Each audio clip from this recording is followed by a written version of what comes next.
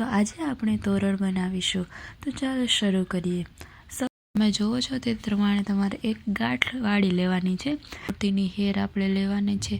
એક એક કરતાં નીચેથી ગણતું જવાનું છે અને મોતી સોયમાં પૂરવી લેવાના છે। સોયમાં મોતી તમે પૂરવી લ્યો પછી તમારે આને આ સોયને તમારે માચીના તોરણને જે તમે દોરા બાંધ્યા છે તેની નીચેથી તમારે પસાર કરવાનું છે। આ વખતે ખાસ ધ્યાન રાખવાનું છે કે તમારે જે દોરા છે તેની નીચેથી પસાર કરવાનું છે, ઉપરથી કરવાનું નથી।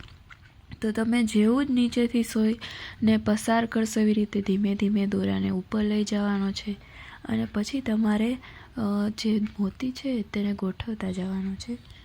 તમારે હવે જે એક એક મોતી છે તેને ગોઠવતું જવાનું છે। મોતીને એવી રીતે ગોઠવવાના છે કે બે દોરાની વચ્ચે એક મોતી આવવું જોઈએ।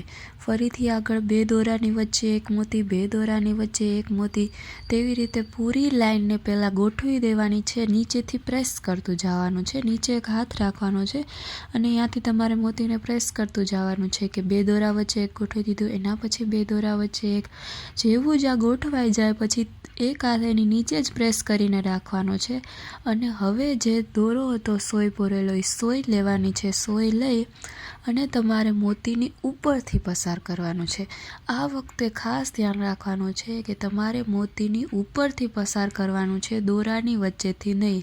જો તમે દોરાની વચ્ચેથી પસાર કરશો તો કદાચ એ મોતી નીકળી પણ જશે। તો ખાસ ધ્યાન રાખવાનું છે કે સોય તમને જ્યારે તમે બે મોતી વચ્ચે સોય પસાર કરો તો તે સોય તમને દેખાવી જોઈએ। તો એવી રીતે તમારે ધીમે ધીમે સોયને પસાર કરતું જવાનું છે। દોરો પૂરો થઈ જાય એટલે તમારે એકવાર મોતીને સરખા સેટ કરી દેવાના છે, ગોઠવી દેવાના છે। લાઈન વાંકાચૂકી કે થઈ ગઈ હોય તો સીધી કરી દેવાની છે અને તમારું આ ફર્સ્ટ લાઈન કમ્પ્લીટ થઈ ગઈ છે। તો આવી જ રીતે તમે જે મોતીના તોરણની જે પહેલી લાઈન બનાવવાની હતી એટલે કે તોરણની શરૂઆત હતી એ થઈ ગઈ છે। હવે આમાં ક્યારેક એવું થાય કે આપણે શરૂઆત કરીએ છીએ એટલે તમારાથી મોતી સરખું ગોઠવાય નહીં કે દોરો પરોવવામાં વાર લાગે, તે ઉપરથી પસાર કરવામાં વાર લાગે, તો ગભરાવાનું નથી, ફરીથી ટ્રાય કરવાની છે, એ થઈ જશે। શરૂઆતમાં જ્યારે આપણે મોતીના તોરણની શરૂઆત કરીએ તો એવું બનતું હોય છે કે આપણને થોડું ફાવતા વાર લાગે, કરતા વાર લાગે, ગોઠવતા વાર લાગે, તો કોશિશ કરતું રહેવાની, એ થઈ જશે। હવે આપણે બીજી મોતી હવે આપણે સોયમાં બીજી લાઈન લેશું। તો બીજી લાઈન માટે આપણે પહેલાં તો મોતીને સોયમાં પૂરવી દેશું। સોયમાં પૂરવાઈ જાય તે પછી આપણે ફરીથી તેને દોરાને નીચેથી પસાર કરીશું।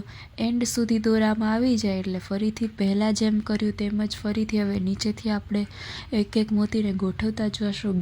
બે દોરા વચ્ચે એક મોતી હોય એવી રીતે એમ ગોઠવતા લાસ્ટ સુધી પહોંચી જશું અને પછી આપણે હવે ઉપરથી દોરાને પસાર કરવાનો છે। આવી રીતે આપણે આ તોરણને બનાવીએ છીએ। તો તમે જોયું એ પ્રમાણે એટલું અઘરું નથી અને એટલું સહેલું પણ નથી। તમે એક બે વાર કોશિશ કરશો તો તમને આવડી જશે। તો આવી રીતે આપણે મોતીના તોરણની શરૂઆત કરીએ છીએ। તો હવે આના આગળનો જો વિડીયો તમારે જોવો હોય તો આ ચેનલને લાઈક, સબસ્ક્રાઈબ અને કમેન્ટ કરવાનું ભૂલતા નહીં અને કમેન્ટ જરૂર કરજો કે તમારે હવે આના આગળનો નેક્સ્ટ વિડીયો જોઈએ છે કે નહીં। તો મારો વિડીયો જોવા બદલ આપનો ખૂબ ખૂબ આભાર। Thank you.